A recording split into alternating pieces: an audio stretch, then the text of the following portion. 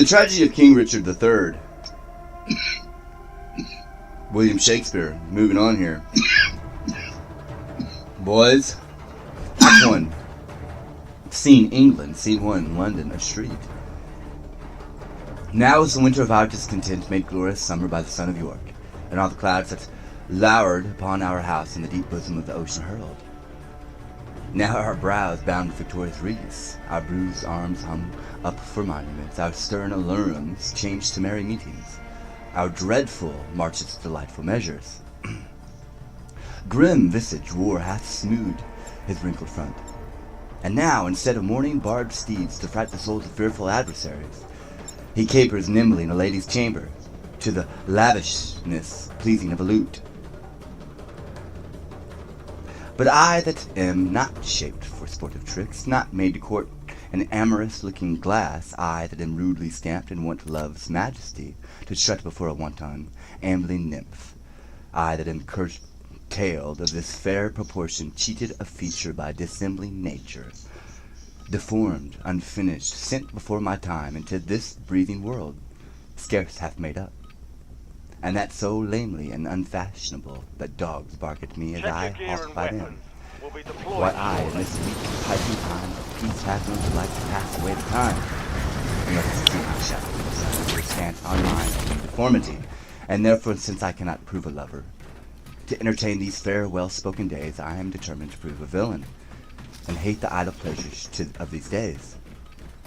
Pots have I laid, inductions dangerous, by drunken prophecies, libels, and dreams, to set my brother Clarence and the king in deadly hate, and one against the other.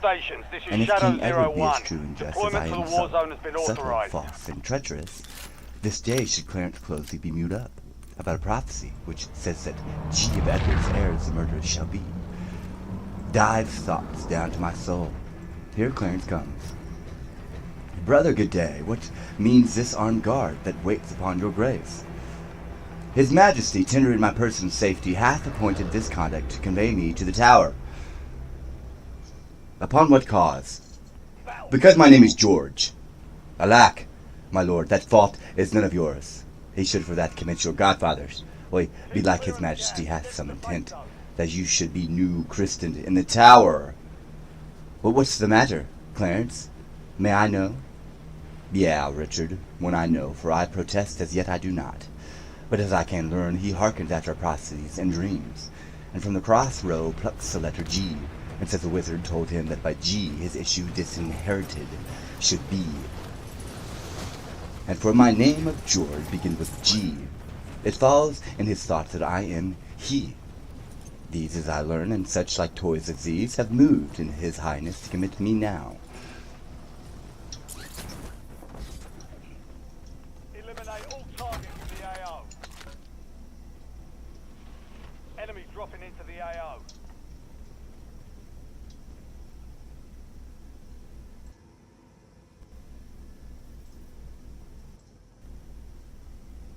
Why, this it is, when men are ruled by women. 'Tis not the king that sends you to the Tower, my Lady Grey, his wife, Clarence. 'Tis she that tempers him to his extremity. Was it not she and the good man of worship, Antony Woodville, her brother there, that made him send Lord Hastings to the Tower? From whence this present day he is delivered? We are not safe, Clarence, we are not safe. By heaven, I think there is no man secure but the queen's kindred and night-walking heralds that trudge betwixt the king and mistress sure. Heard you not what a humble suppliant Lord Hastings was to her for his delivery? Humbly complaining to her deity, got my Lord Chamberlain his liberty. I'll tell you what, I think it is our way, if we will keep in favour with the king, to be her men and wear her livery, the just or worn widow and herself. Since that our brother dubbed them gentlewomen, our mighty gossips in our monarchy. I beseech your graces both to pardon me. His Majesty hath straitly given charge that no man shall have private conference, or what degrees soever, with your brother. Even so, and please your worship, break and bury. You may partake of anything we say. We speak no treason, man. We say the king is wide and virtuous, and his noble queen will struck in years fair, not jealous. We say that Shore's wife hath a pretty foot, a cherry lip, a bonny's eye, a passing pleasing tongue, and that the queen's kindred are made gently folks. How say you, sir? Can you deny all this? With this my lord myself have not to do.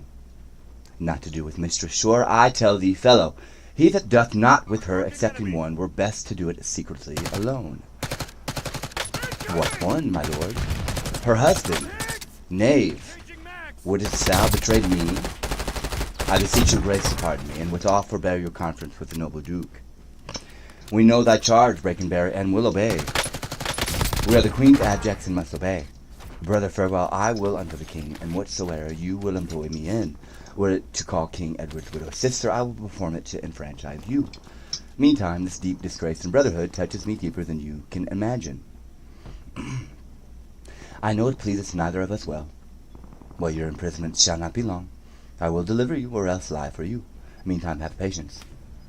I must perforce farewell. Go, tread the path that thou shalt ne'er return. Simple, plain Clarence, I do love thee so that I will shortly send thy soul to heaven. If heaven will take the present at our hands, but who comes here? The new delivered Hastings. Good time of day unto my gracious lord, as much unto my good lord chamberlain. Well, are you welcome to this open air? How hath your lordship brooked imprisonment? With patience, noble lord, as prisoners must. But I shall live, my lord, to give them thanks that were the cause of my imprisonment. No doubt, and so shall Clarence too. For they that were your enemies are his, and hath prevailed as much on him as you. More pity that the eagle should be mewed. While kites and butters praise liberty, what news abroad? No news so bad abroad as this at home. The king is sickly, weak, and melancholy, and his physicians fear him mightily. Now by St. Paul, this news is bad indeed. Oy, he hath kept an evil diet long, and overmuch consumed his royal person. 'Tis very grievous to be thought upon. What is he in his bed? Is he? Go you before, and I will follow you. He cannot live, I hope, and must not die till George be packed and post-horse up to heaven. I'll end to urge his hatred more to Clarence with lies well stilled with weighty arguments, and if I fail not in my deep intent, Clarence hath not another day to live. With done, God take King Edward to his mercy, and leave the world for me to bustle in. For then I'll marry Warwick's youngest daughter. What though I killed her husband and her father, and readiest way to make the wrenched amends is to become her husband and her father, the which will I, not all so much for love as for another secret close intent, by marrying her, which I must reach unto. But yet I run before my horse to market. Clarence still breathes. Edward still lives and reigns. When they are gone, then must I count my gains. Hostile UAV in the area. Scene 2, London, another street. Set down your honourable load, if honour may be shrouded in a hearse, whilst I awhile obsequiously lament the untimely fall of virtuous Lancaster. Poor key-cold figure of a cold king. Pale ashes of the house of Lancaster, thou bloodless remnant of that royal blood. Be it lawful that I invocate thy ghost, to hear the lamentations of poor Anne, wife to thy Edward, to thy slaughtered son, stabbed by thy self-same hand that made thee wounds. Lo! In these windows that let forth thy life, I pour the helpless balm of my poor eyes. Oy, cursed be the hand that made these holes, cursed the heart that had the hearts to do it. Curse the blood that let this blood from hence. More direful hap betide that hated rich, that makes us wretched by the death of we, that I can wish to adders, spiders, toads, or any creeping venomed thing that lives, if ever he have child abortive be it, prodigious and untimely brought to light, whose ugly and unnatural aspect may fright the hopeful mother at the view, and that be heir to his unhappiness. If ever he have wife, let her be made more miserable by the death of him than I am made by my young lord and thee. Come, now, toward curtsy with your holy load, taken from Paul's to be interred there, and still, as you are weary of the weight, rest you, while I lament King Henry's course. Stay, you that bear the course, and set it down. What black magician conjures up this fiend to stop devoted charitable deeds? Villain, set down the corse, or by St. Paul I'll make a course of him that disobeys. Reloading. My lord, stand back and let the coffin pass. Unmannered dog, stand thou when I command. Advance thy halberd higher than my breast, Loadout drops on the way. or by St. Paul I'll strike thee to my foot, and spurn upon thee, beggar, for thy boldness. Taking the What? fire. Do you tremble? Are you all afraid? Alas, I blame you not, for you are mortal, and mortal eyes cannot endure the devil. Avaunt, thou dreadful minister of hell. Thou hast but power over his mortal body. His soul thou canst not have, therefore be gone. Sweet saint, for charity be not so cursed. Foul devil, for God's sake hence and trouble us not.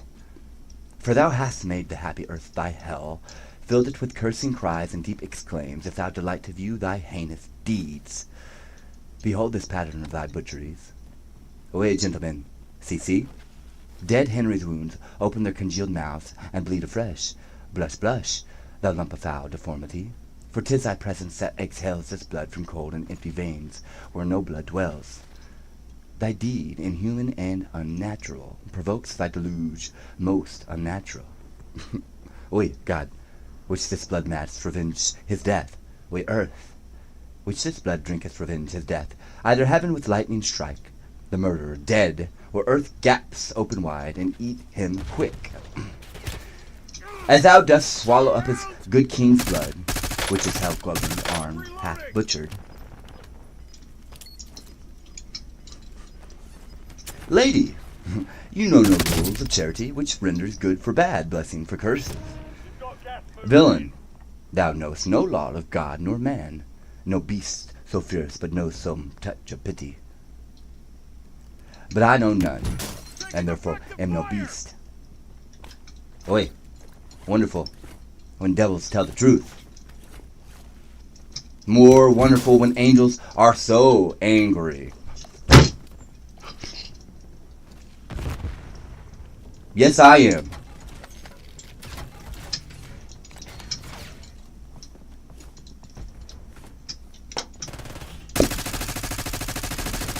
Reloading.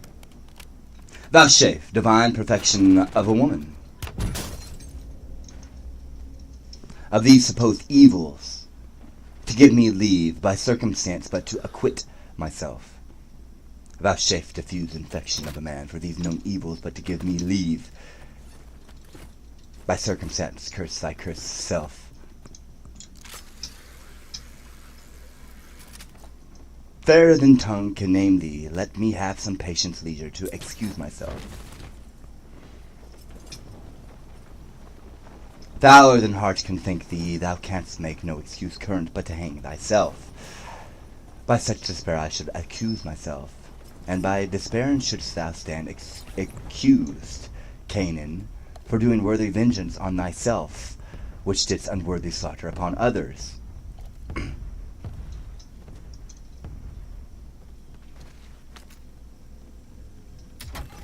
Say that I slew them not, then say they were not slain, but dead they are and devilish slave by thee. I did not kill your husband. Why then is he alive? Nay, he is dead, and slain by Edward's hand. In thy foul throat thou liest. Queen Margaret saw thy murderous falcon smoking in his blood, the which thou once did send against her breast, but that thy brothers beat aside the point. I was provoked by her slanderous tongue, that laid their guilt upon my guiltless shoulders. Thou wast provoked by thy bloody mouth, that never dreamt on aught but butcheries. Didst thou not kill this king? I grant you. Does grant me hedgehog? Then God grant me too, thou mayest be damned for that wicked deed.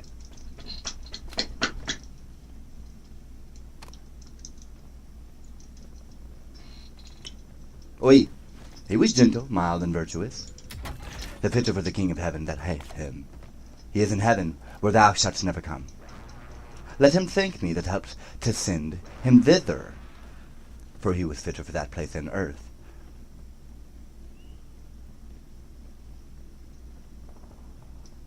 and now unfit for any place but hell. Yes, one place else, if you will hear me name it. Some dungeon. Europe. Canaan.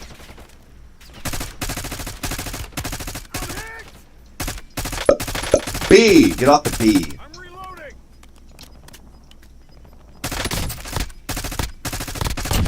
Target down. Da-da. Da-da. Gas Da-da. loaded in. Da-da. Locating safe zone. Your bedchamber. Enemy UAV is online. I'll rest beside the chamber where thou liest. Soulless, madame, till I lie with you. I hope so. I know so, but gentle Lady Anne, to leave this keen encounter of our wits and fall somewhat into a slower method, is not the causer of the time's deaths of these plantagenets, Enemy UAV Henry and overhead. Edward, as blameful as the executioner. Hostile UAV in the area. Thou wast the cause, and Enemy most advanced accursed UAV effect. active. Your beauty was cause of that effect, your beauty that did haunt me in my sleep. To undertake the death of all the world, so might I live 1 hour in your sweet bosom. If I thought that, I'd tell thee, homicide. These nails should rend that beauty from my cheeks. These eyes could not endure that beauty's rack. You should not blemish it if I stood by. Tish. New York, New York. Oh, buddy. That dungeon. Reloading. As all the world is cheered by the sun, so I by that. It is my day, my life. Black night, o'ershade that day, and death thy life. Curse not thyself, fair creature, thou art both. I would I were, to be revenged on thee. It is a quarrel most unnatural to be revenged on him that loveth thee. It is a quarrel just and reasonable to be revenged on him that killed my husband. He that bereft thee, lady, of thy husband, did it to help thee to a better husband. His better doth not breathe upon the earth. He lives that loves thee better than he could. Name him.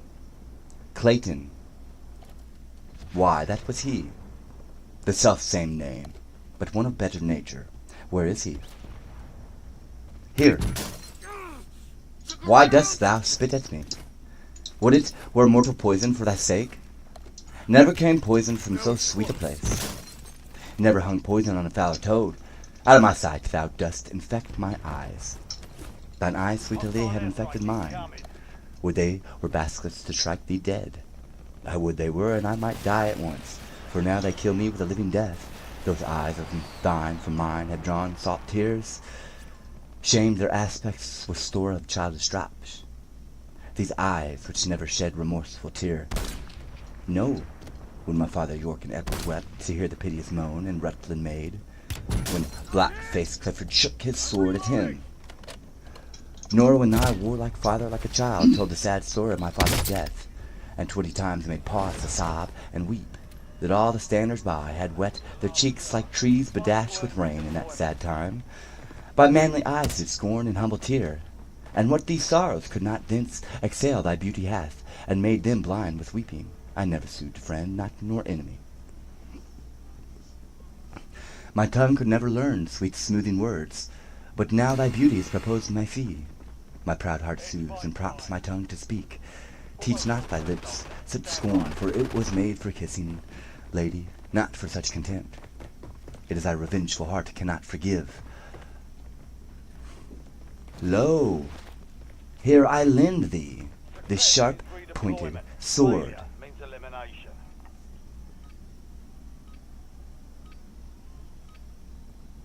Which if thou please to hide in this true breast, and let the soul forth that adoreth thee, I lay it open to the deadly stroke, and humbly beg the death upon my knee. Nay, do not pause, for I did not kill King Henry, but 'twas thy beauty that provoked me. Nay, now dispatch, 'twas I that stabbed young Edward, but 'twas thy heavenly face that set me on. Take up the sword again, or take up to me. Arise, dissembler, though I wish thy death, I will not be thy executioner.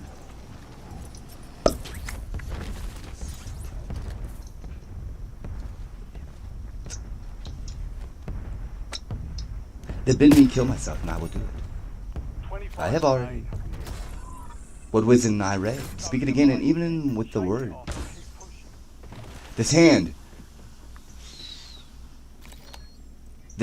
which for thy love did kill thy love, shall for thy love kill a far true lover. To both their deaths shalt thou be accessory. I would I knew thy heart, 'tis figured in my tongue. I fear me both are false, then never man was true. Well, well, put up your sword. Say then, my peace is made. That shalt thou know hereafter, but shall I live in hope? All men, I hope, live so. Thou shalt to wear this ring. To take is not to give. Look how my ring encompasseth thy finger.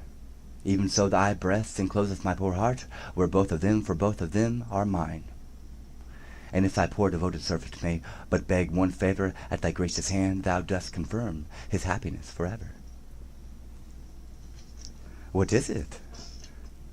That it may please you leave these sad designs to him that hath most cause to be a mourner, and presently to repair to Crosby Place, where, after I have solemnly interred at Courtesy Monastery this noble king, and wet his grave with my repentant tears, I will with all expedient duty see you. For divers unknown reasons I beseech you, grant me this boon. With all my heart, and much it joys me too, to see you are become so penitent. Trestle and Berkeley, go along with me. Bid me farewell. 'Tis more than you deserve. But since you teach me now to flatter you, imagine I have said farewell already.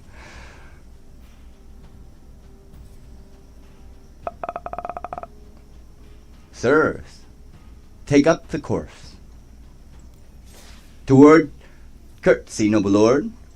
No, to White Friars. There attend my coming. Was ever woman in this humour wooed?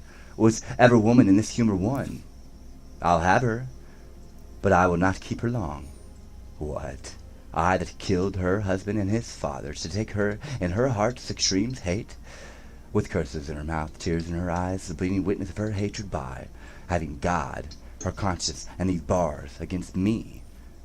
And nothing I to back my suit withal, and the plain devil, and dissembling looks, and yet to win her? All the world to nothing. Hath she forgot already that brave prince, Clayton, her lord, whom I, some 3 months since, stabbed in my angry mood at Tewkesbury? A sweeter and lovelier gentleman, framed in the prodigality of nature. Young, valiant, wise, and no doubt rich, royal, the spacious world cannot again afford. And will she yet abase her eyes on me? That cropped the golden prime of this sweet prince, and made her widow to a woeful bed. On me, whose all not equals Edward moiety, on me that haught and in mishappen thus, my dukedom to a beggarly denier. I do not mistake my person all this while. Upon my life she finds, although I cannot myself to be a marvellous proper man, albeit charges for a looking glass, and entertain a score or two of tailors, to study fashions to adorn my body, since I am corrupt in favour with myself. I will maintain it with some little cost, but first I will turn yon fellow in his grave, and then return lamely to my love. Shine out, fair sun, till I have brought a glass, that I may see my shadow as I pass.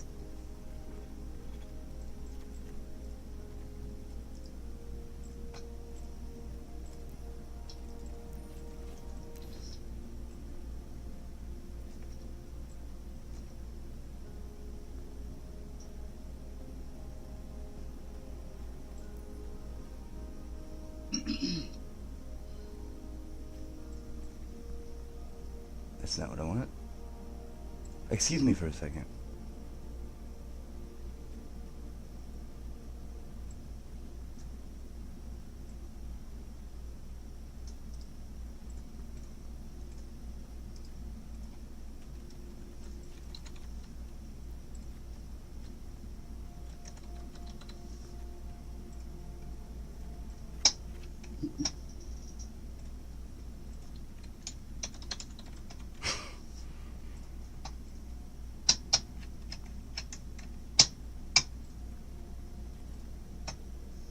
What am I doing?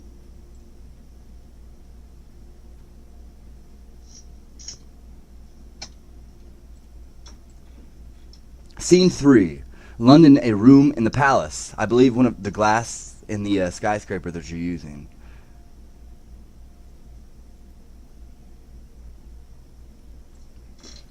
You probably can walk up to it and do this little tablet thing.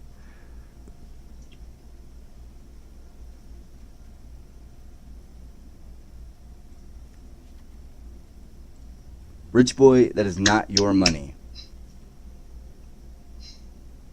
Scene 3, London, a room in the palace. I mean when I say I will do something about it. Have patience, madam. There's no doubt his majesty will soon recover his accustomed health. And that you brook it ill, it makes him worse. Therefore, for God's sake, entertain good comfort, and cheer his grace with quick and merry words. If he were dead, what would betide on me? Oh. No other harm but loss of such a lord. The loss of such a lord includes all harms. The heavens have blessed you with a goodly son to be your comforter when he is gone. No, thank you. Ah! He is young, and his minority is put into the trust of Richard Gloucester, a man that loves not me, nor none of you. Is it concluded he shall be protector? It is determined, not concluded yet, but so it must be if the king miscarry. Nay. Here come the lords of Buckingham and Stanley. Good time of day unto your royal grace. God make your majesty joyful as you have been. The Countess Richmond, good my lord of Stanley, to your good prayer will scarcely say amen. Yet sternly, notwithstanding she's your wife, and no she's not, notwithstanding she's your wife and loves not me, be you, good lord, assured I hate not you for her proud arrogance. I do beseech you, either not believe the envious slanders of her false accusers, or if she be accused on true report, bear with her weakness, which I think proceeds from wayward sickness and no grounded malice.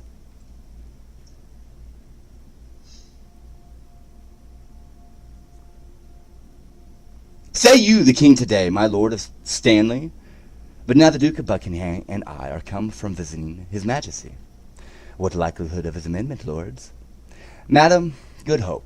His grace speaks cheerfully. God grant him health. Did you confer with him?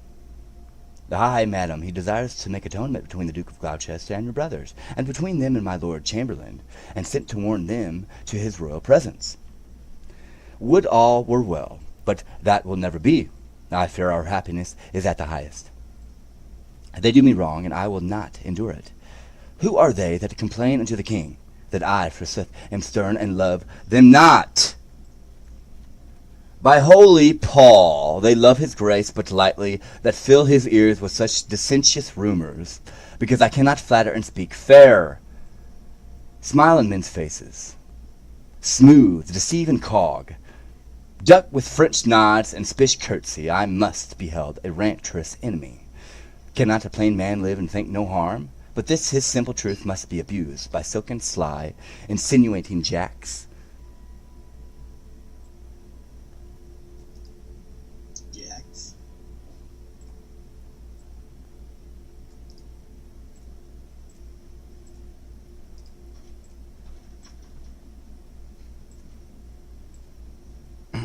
To whom in all this present speaks your grace? To thee that hast nor honesty nor grace. When have I injured thee? When done thee wrong? Or thee, or any of your faction? A plague upon you all, his royal person, whom God preserve better than you would wish, cannot be quite scarce a breathing while, but you must trouble him with lewd complaints. Brother Gloucester, you mistake the matter. The king on his own royal disposition, and not provoked by any suitor else, aiming belike at your interior hatred, that in your outward action shows itself against my children, brothers, and myself, makes him to send, that thereby he may gather the ground of your ill will, and so remove it. I cannot tell. The world is grown so bad that wrens make prey where eagles dare not perch. Since every jack became a gentleman, there is many a gentle person made a jack. Come. We know your meaning, Brother Gloucester. You envy my advancement and my friends. God grant me never may have need of you. Meantime, God grants that we have need of you. Our brother is imprisoned by your means. myself disgraced, and the nobility held in contempt, while great promotions are daily given to ennoble those that scarce some 2 days since were worth a noble, by him that raised me to this careful height from that contented hap which I enjoyed. I never did incense his majesty against the Duke of Clarence, but have been an earnest advocate to plead for him. My lord, you do me shameful injury, falsely to draw me in these vile aspects. You may deny that you were not the mean of my Lord Hastings' late imprisonment.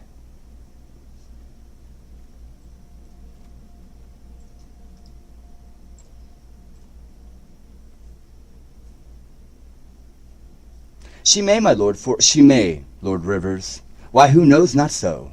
She may do more, sir, than denying that. She may help you to many fair preferments, and deny her aiding hand therein, and lay those honours on your high deserts. That may she not? She may, aye, marry may she? What marry may she? What marry may she? Marry with a king, a bachelor, a handsome stripling too. I wager grandam had a worser match. My lord of Gloucester, I have too long borne your blunt upbraidings with your bitter scoffs. By heaven, I will acquaint his majesty of those gross taunts that oft I have endured.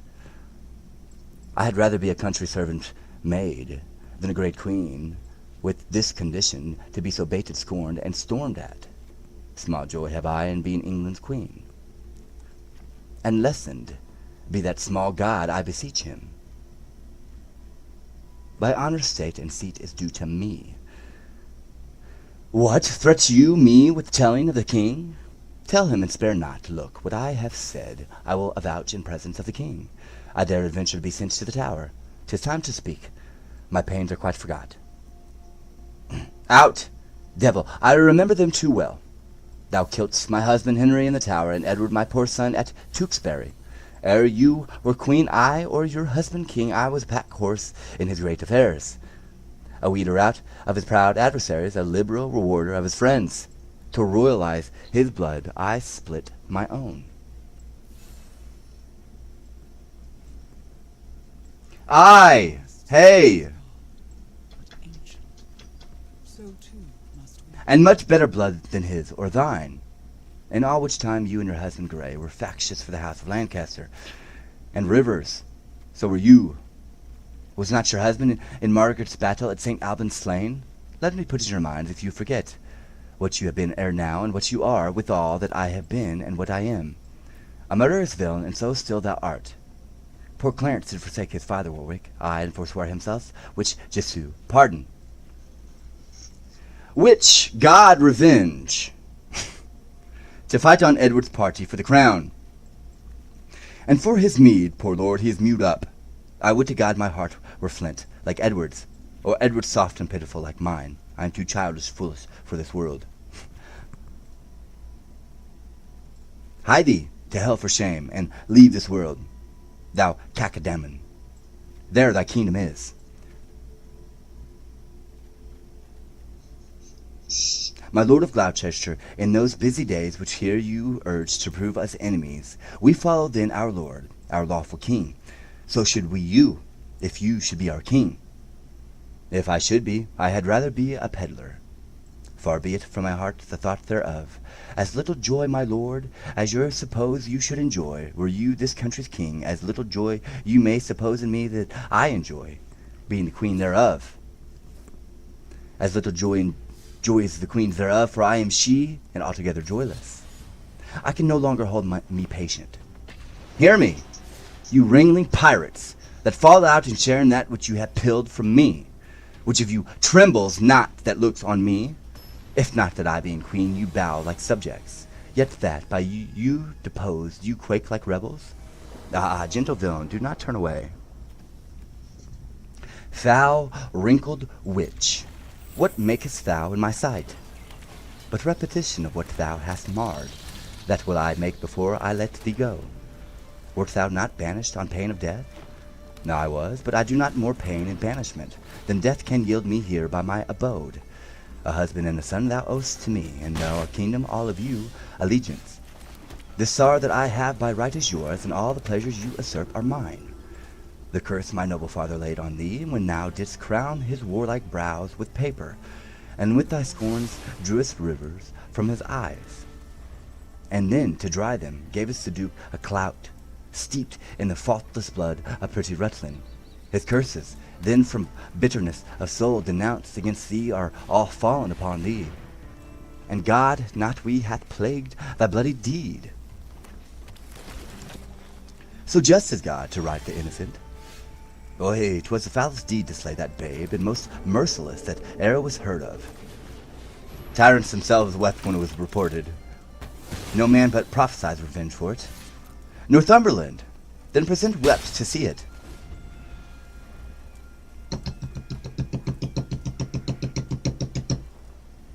What? Were you snarling on before I came, ready to catch each other by the throat, and turn you all your hatred now on me? Did York's dread curse prevail so much with heaven, that Henry's death, my lovely Edward's death, their kingdom's loss, my woeful banishment, should all but answer for that peevish brat? Can curses pierce the clouds and enter heaven? Why then give way, dual clouds, to my quick curses?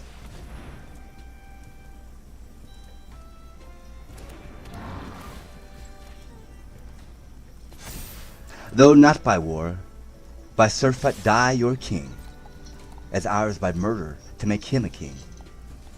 Edward thy son, that now is Prince of Wales, for Edward my son, which was Prince of Wales, die in his youth by like untimely violence. Thyself a queen, for me that was a queen, outlive thy glory, like my wretched self. Long mayst thou live to all thy children's loss, and see another as I see thee now. Decked in thy rights as thou art stalled in mine. Long die thy happy days before thy death, and after many lengthened hours of grief, die another mother, wife, nor England's queen. Rivers and Dorset you were standers by. And so wast thou, Lord Hastings, when my son was stabbed with bloody daggers. God, I pray him that none of you may live your natural age, but by some unlooked accident cut off. Have done thy charm, thou hateful wiggered hag, and leave out thee. Stay, dog, for thou shalt hear me. If heaven have any grievous plague, and sore exceeding those that I can wish upon thee, oy, let them keep it till thy sins be ripe, and then hurl down their indignation on thee, thy troubler of the poor world's peace. The worm of conscience still begnaw thy soul, thy friends suspect for traitors, while thou livest and take deep traitors for thy dearest friends. No sleep close up that deadly eye of thine, unless it be while some tormenting dream affrights thee with a hell of ugly devils. Thou elvish marked abortive rooting hog, thou that was sealed in thy nativity, the slave of nature and the son of hell. Thou slander of thy mother's heavy womb, thou loathed issue of thy father's loins, thou rag of honor, thou detested Margaret, Richard, I call thee not. I cry thee mercy then, for I did methink that thou hadst called me all these bitter names. Why, so I did, but looked for no reply. Wait, let me make the period to my curse. 'Tis done by me, and ends in Margaret. Thus have you breathed your curse against yourself. Poor painted queen, vain flourish of my fortune. Why strewest thou sugar on that bottled spider, whose deadly web ensnareth thee about? Fool, fool, thou wouldst a knife to kill thyself? The day will come that thou shalt wish for me to help thee curse this poisonous bunch-backed toad. False, boding woman, in thy frantic curse, lest to thy harm thou move our patience. Thou shame upon you, you have all moved mine. Were you well served, you would be taught your duty. To serve me well, you all should do me duty. Teach me to be your queen, and you my subjects. Boy, serve me well, and teach yourselves that duty. Dispute not with her, she is a lunatic. Peace! Excuse me.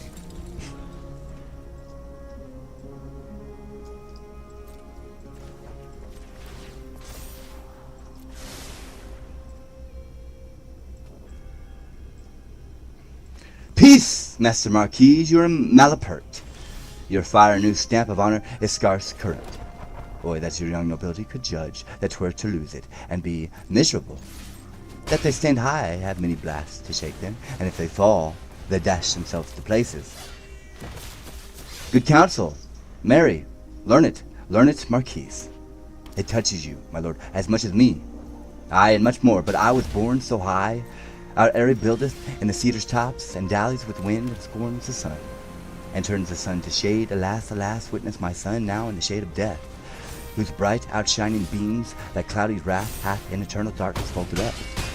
Your eyrie buildeth in our eyrie's nest. We God that seest it, do not suffer it. As it was one with blood, lost it, be it so.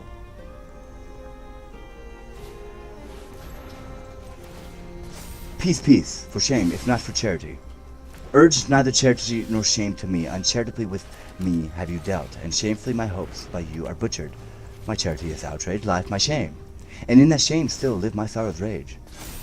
Have done, have done. Away, princely Buckingham, I'll kiss thy hand in sign of league and amity with thee. Now fair befall thee in thy noble house. Thy garments are not spotted with our blood, nor thou within the compass of my curse, nor no one here, for curses never pass the lips of those that breathe them in the air. I will not think, but they ascend the sky, and there awake God's gentle sleeping peace. Away, Buckingham, take heed of yonder dog. Look, when he fawns, he bites, and when he bites, his venom tooth will rankle to the death. Have not to do with him, beware of him. Sin, death, and hell have set their marks on him, and all their ministers attend on him. What doth she say, my lord of Buckingham? Nothing that I respect, my gracious lord. What, dost thou scorn me for my gentle counsel, and sooth the devil that I warn thee from? Boy, but remember this another day, when he shall split the very heart with sorrow, and say, poor Margaret was a prophetess. Live each of you the subject of his hate, and he to yours, and all of you to God's. My hair doth stand on end to hear her curses, and so doth mine. I muse why she's at liberty. I cannot blame her. By God's holy mother, she hath had too much wrong, and I repent my part thereof that I have done to her. I never did her any, to my knowledge. Yet you have all the advantage of her wrong. I was too hot to be somebody good. That is too cold, and thinking of it now. Marius for Clarence he is well repaid. He is franked up to fatting for his pains.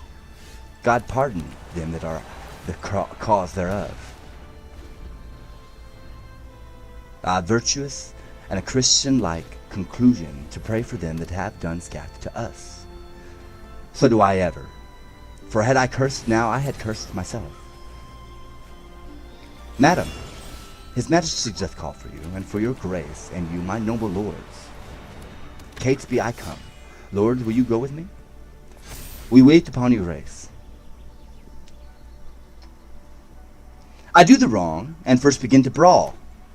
The secret mischiefs that I set to broach, I lay under the grievous charge of others. Clarence, whom I, indeed, have cast in darkness, I do beweep to many simple ghouls, namely, to Stanley, Hastings, Buckingham, and tell them 'tis the Queen and her allies that stir the King against the Duke my brother. Now they believe it, and withal wet me to be revenged on Rivers, Vaughan Grey, and then I sigh, and with a piece of scripture tell them that God bids us do good for evil, and thus I cloth my naked villainy with odd old ends stolen forth of Holy Writ, and seem a saint when most I play the devil.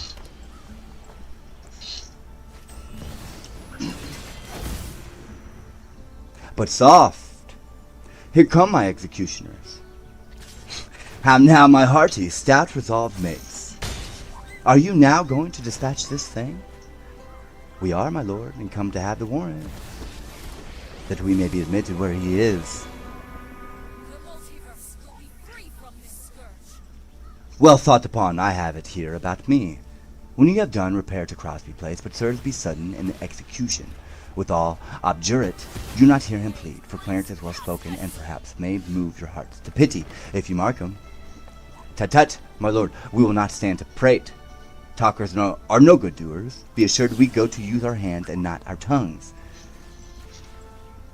Your eyes drop millstones when fools' eyes fall tears. I like you lads. About your business straight. Go, dispatch. We will, my noble lord.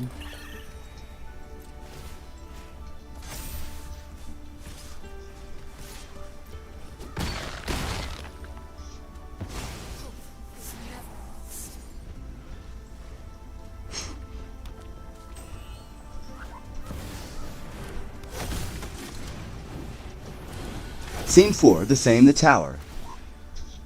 Why looks your grace so heavily today? I have passed a miserable night, so full of ugly sights, of ghastly dreams, that as I am a Christian faithful man, I would not spend another such a night. Though 'twere to buy a world of happy days, so full of dismal terror was the time. What was your dream, my lord? I pray you tell me.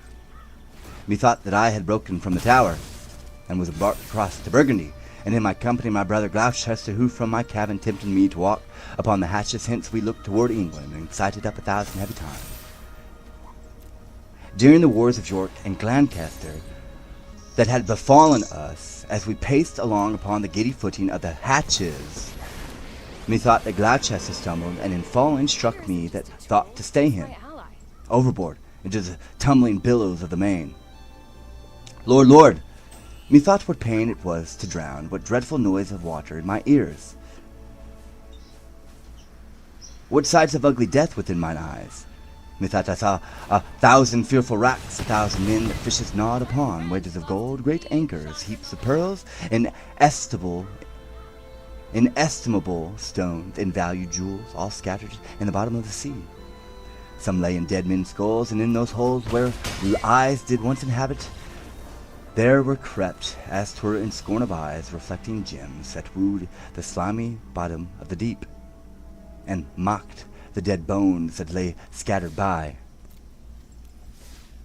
Had you such leisure in the time of death to gaze upon those secrets of the deep? Methought I had, and often did I strive to yield the ghost, but still the envious flood stopped in my soul, and would not let it forth to find the empty vast and wandering air, but smothered it within my panting bulk, which almost burst to belch within the sea. Awakes you not with this sore agony? No, my dream was lengthened after life. Then began the tempest to my soul. I passed, methought, the melancholy flood with that grim ferryman which poets write off into the kingdom of perpetual night. The first that there did greet my stranger soul. Take off those glasses, thank you. Was my great father-in-law, renowned Warwick, who cried aloud, "What scourge for perjury can this dark monarchy afford false clearance?"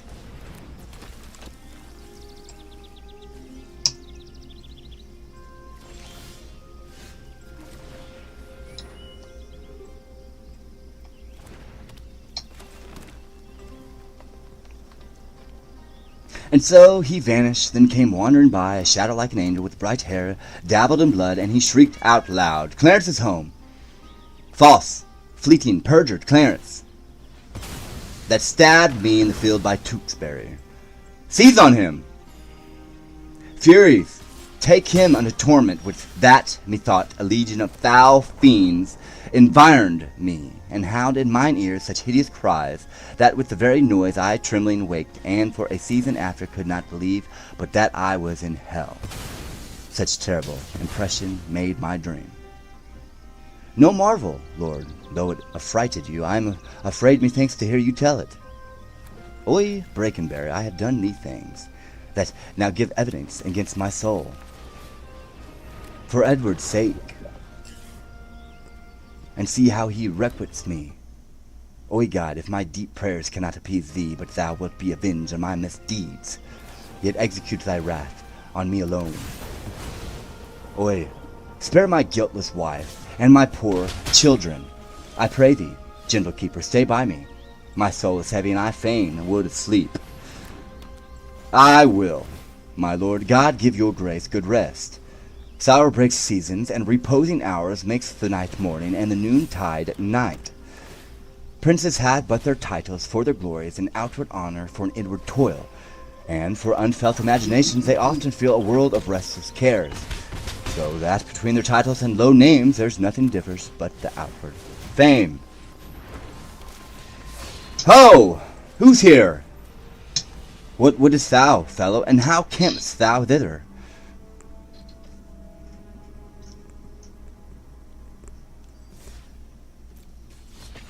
I would speak with Clarence, and I came hither on my legs. What, so brief? 'Tis better, sir, than to be tedious. Let him see our commission, and talk no more. I am, in this, commanded to deliver the noble Duke of Clarence to your hands. I will not reason what is meant hereby, because I will be guiltless of the meaning.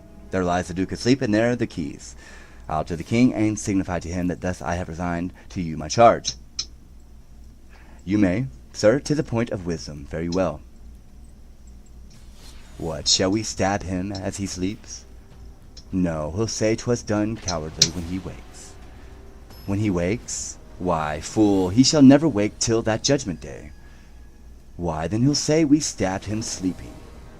The urging of that word judgment hath bred a kind of remorse in me.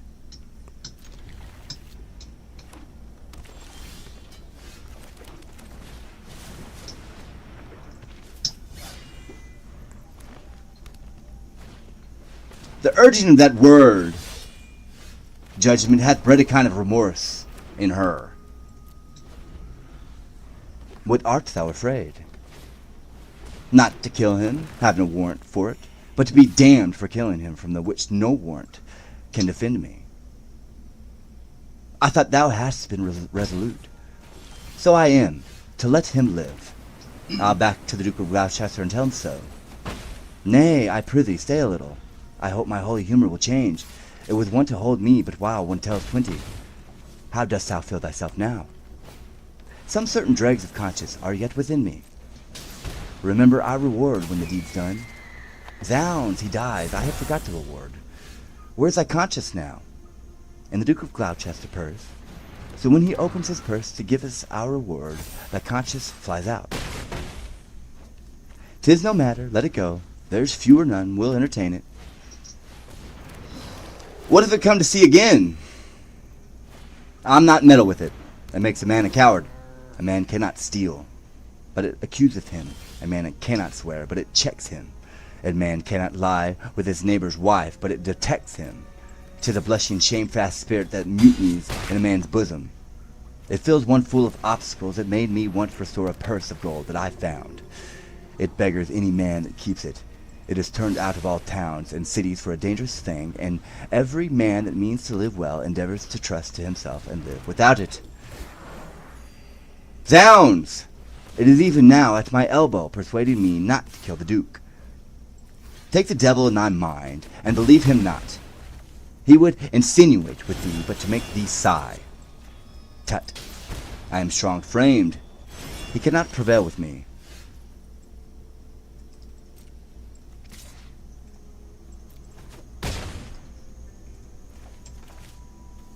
Spoke like a tall fellow that respects his reputation. Come, shall we to this gear? Take him over the costard with the hits of the sword, and then throw him into the mauls me butt to the next room. Oi, excellent device, make a sop of him. Soft, he wakes. Strike! No, we'll reason with him. Where art thou, keeper? Give me a cup of wine. You shall have wine enough, my lord, anon. In God's name, what art thou? Clayton Dale Smith. A man, as you are, but not as I am, royal. Nor you, as we are, loyal. The voice is thunder, but thy looks are humble. My voice is now the king's, my looks mine own.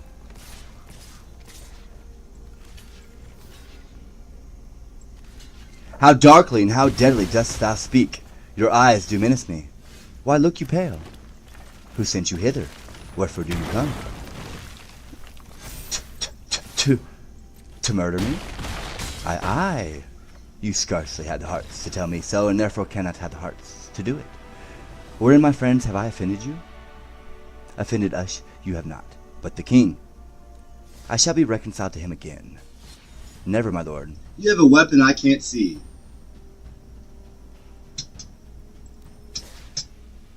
You have a weapon I cannot see. Never, A weapon? my lord, therefore prepare to die. Are you called forth from out a world of men to slay the innocent? What is my offense? Where is the evidence that doth accuse me?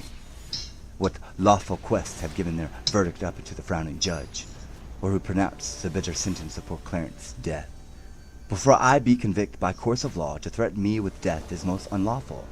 I charge you, as you hope to have redemption by Christ's dear blood shed for our grievous sins.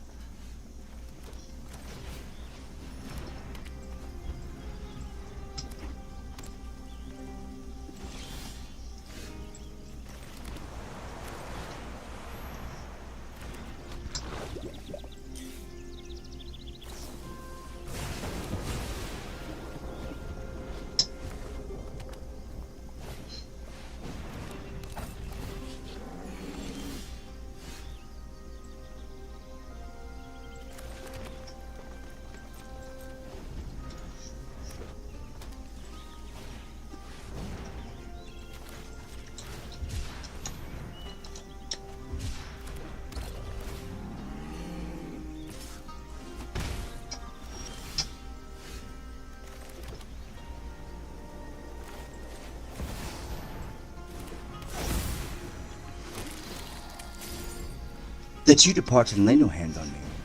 The deed you undertake is damnable. What we will do upon command, and he that hath commanded is our king. Erroneous vassal, that great king of kings hath in the table of his law commanded that thou shalt do no murder. Will you then spurn at his edict and fulfill a man's? Take heed, for he holds vengeance in his hands, will hurl upon their heads and break his law. And that same vengeance doth he hurl on thee, for false overswearing and for murder too.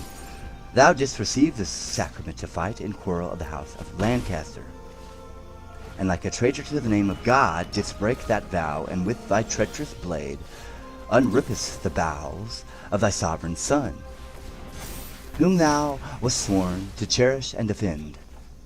How canst thou urge God's dreadful law to us, when thou hast broke it in such dear degree? Alas! For whose sake did I that ill deed? For Edward, for my brother, for his sake. He tends you not to murder me for this, for in that sin he is as deep as I. If God will be avenged for the deed, I know you, yet he doth it publicly. Take not the quarrel from his powerful arm. He needs no indirect or lawless course to cut off those that have offended him. Who made thee then a bloody minister, when gallant springing, brave Plantagenet, that princely novice, was struck dead by thee? My brothers love the devil and my rage. Thy brothers love our duty and thy fault, provoke us hither now to slaughter thee. If you do love my brother, hate not me. I am his brother, and I love him well. If you are hired for mead, go back again, and I will send you to my brother Gloucester, who shall reward you better for my life than Edward will for tidings of my death. You are deceived. Your brother Gloucester hates you. We know he loves me, and he holds me dear. Go you to him from me. Aye, so we will. Tell him, when that our princely father York blessed his 3 sons with his victorious arm, and charged us from his soul to love each other. His little thought of this divided friendship bid Gloucester think on this, and he will weep. Aye, millstones, as he lessoned us to weep. Oi, do not slander him, for he is kind. Right, as snow in harvest, thou deceivest thyself. 'Tis he that sends us to destroy you here. It cannot be, for he bewept my fortune, and hugged me in his arms, and swore with sobs that he would labor my delivery. Why, so he doth when he delivers you from this harsh thraldom to the joys of heaven. make peace with God, for you must die, my lord. Hast thou that holy feeling in thy soul to counsel me to make my peace with God? And art thou yet to thy own soul so blind, that thou wilt war with God by murdering me? Oy, sirs, consider he that set you on to do this deed will hate you for the deed. What shall we do? Relent and save your souls. Relent, 'tis cowardly and womanish. Not to relent is beastly, savage, devilish. Which of you, if you were a prince's son, being pent from liberty as I am now, if two such murderers as yourself came to you, would not entreat for life? My friend, I spy some pity in thy looks.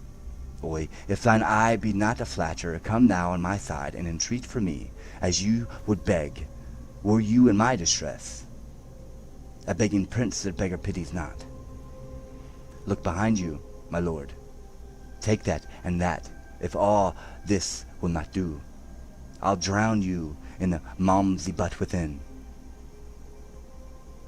A bloody deed, and desperately dispatched, how fain like Pilate would I wash my hands of this most grievous murder. How now? What mean'st thou, that thou helpest me not? By heaven the Duke shall know how slack you have been. I would he knew that I have saved his brother. Take thou the fee, and tell him what I say, for I repent me that the Duke was slain. So do not I. Go, coward, as thou art. Well, I'll go hide the body in some hole, till that the Duke give order for his burial. And when I have my meed, I will away. For this will out, and here I must not stay.